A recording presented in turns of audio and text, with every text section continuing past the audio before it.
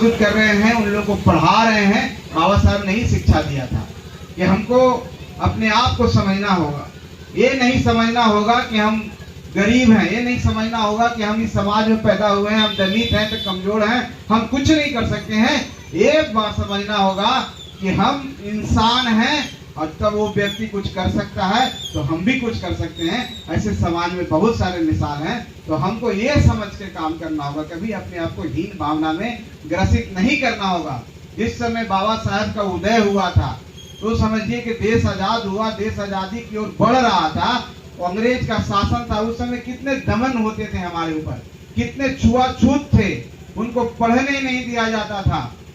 और समाज के उस तबके से आकर के सूरज के समान पूरे दुनिया में नाम रोशन करने का, चमकने का काम बढ़ सकते हैं। तो आज आप ठान लोगे तो आप भी आगे कर सकते हो, आप भी आगे बढ़ सकते हो। तो सिर्फ है मजबूत बनाना और उसके लिए मेहनत करना, जिसके लिए संघर्ष का नारा देके गए हमारे पूर्व के वक्ता ने सारी बात बोली है। तो हमको ये बात सोच लेना होगा कि हमको अपने आप को पहचानना होगा, अपने आप को मजबूत करना होगा। अगर हम नहीं कुछ कर पाए तो हमारे आने वाली पीढ़ी, जो हमारे बच्चे हैं, हमारी बेटियां हैं, उनको आगे बढ़ाना होगा और उनको आगे बढ़ा करके पढ़ाई के माध्यम से, तलवार से नहीं कलम से मजबूत करना होगा और बाबा साहब के सपनों को साकार करना होगा। तभी जाके मूर्ति अनावरण का सच्ची श्रद्धांजलि होगी, सही मायने में आज इसका मकसद पूरा होगा।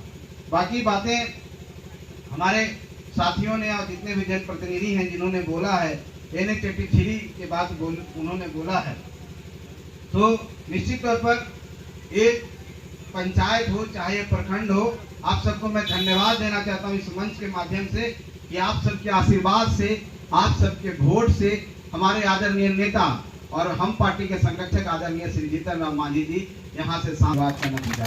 तो निश्चित तौर पर सबके ऋणी है, कृतज्ञ है कि आपका भी काम आप सबके लिए करूंगा, आप सबके बीच में रहूंगा। जीतन राम मांझी जी भी रहेंगे और संतोष मांझी भी आप सबके बीच में रहेगा। इलाके का एक तरह से समझ